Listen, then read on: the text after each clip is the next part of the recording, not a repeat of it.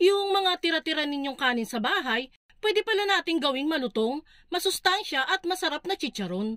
Napanood ko lang kasi ito sa internet at na-curious ako kung legit nga ba na makagawa tayo ng chicharon out of bahaw na kanin. At totoo nga, legit nga na makakagawa talaga tayo ng chicharon gamit ang tirang kanin. Tara, simulan na agad natin. Dito nga po ay meron kaming natirang kanin kagabi, kaya ito na yung gagamitin natin sa paggawa ng chicharon. Lalagyan lang natin yan ng tubig para mas madali nating malamas at madurog ang mga kanin. Kung wala po kayong tirang kanin, pwede naman po yung bagong saing na kanin. Kapag buhaghag na ang bawat butil ng kanin, ay iset aside muna natin ito. Dito naman ay meron tayong kalabasa. Maglalagay din tayo ng kalabasa sa ating chicharon para mas maging healthy ito at perfect sa mga kabataan. Babalatan at ihiwain lang natin ito into smaller pieces. I-steam lang natin yan hanggang sa lumambot ng maigi ang mga kalabasa. Pwede nyo naman itong pakuluan kung wala po kayong steamer. Pagka-steam ay ito na yung mga kalabasa natin. Lumambot na ito at pwede na tayong gumawa ng chicharon mixture. Sa procedure ng paggawa ng chicharon ay gagamit tayo ng blender. Kung walang blender, pwede din naman po ang food processor. Lagay lang natin dito yung bahaw na kanin na sinet aside natin kanina. Lalagyan din natin yan ng tubig. Then, i-blend ito sa blender. Mapapansin dito na nahihirapan yung blender nating umikot dahil siguro sa dami ng nilagay nating kanin. Kaya binawasan ko muna yung kanin dito para umikot ng maayos yung blender at hindi masira. Yan guys, umiikot na ng maayos yung blade at nadudurog na din yung mga kanin.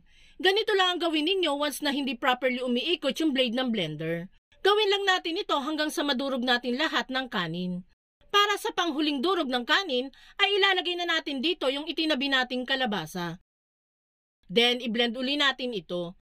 Pagkadurog ng kalabasa ay maglalagay naman tayo ng mga pampalasa. Maglalagay tayo dyan ng paminta, asin, garlic powder, at kaunting yellow food coloring para ma-enhance naman ang kulay ng ating chicharon. I-blend muli ito sa huling pagkakataon. After ma-blend ay ihahalo na natin yan dito sa mga na-blend natin pang mga kanin. Mix-mix lang natin yan hanggang sa maging properly distributed na ang mga pampalasa dito sa ating mixture. Habang naghahalo tayo, kung sakali pong magugustuhan mo ang chicharon recipe natin today, pwede po bang pusuan mo naman ang video natin at mag-iwan ka na din po ng comment na I love this chicharon recipe. Maraming salamat po. Once ma-mix na thoroughly ay ilalagay na natin yan dito sa plastic mat. Basta kahit anong flat surface na lagayan na meron kayo dyan sa bahay, ay pwedeng-pwede nyo pong gamitin. I-spread lang natin ng mixture at dapat po ay manipis lang ang magagawa nating pahid para mas madali po itong matuyo mamaya. Ulit-ulitin lang natin ang process na ito hanggang sa maubos na ang mixture. Dito naman ay ibibilad na natin sa arawan ang mga nagawa nating chicharon mixture. Ang goal natin dito is madry lang talaga ng husto itong mixture at dapat ay madali na itong mahiwalay sa ating plastic mat. Bilad lang natin yan maghapon at balikan na lang natin mamaya.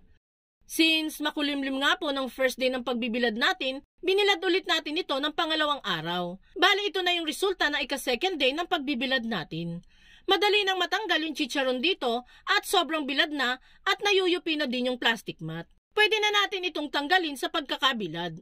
Makikita nyo po dito na sobrang dry na at madali na lang matanggal ang mga chicharon dito sa plastic mat. Tatanggalin lang natin yan lahat at pwede na tayong mag-proceed sa pagluluto.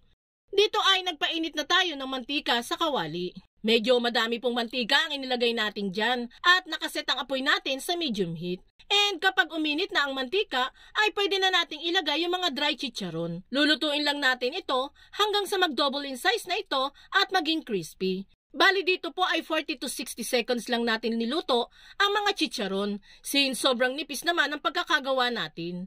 After ng 40 to 60 seconds ay magiging malutong na yan at pwede na nating hanguin.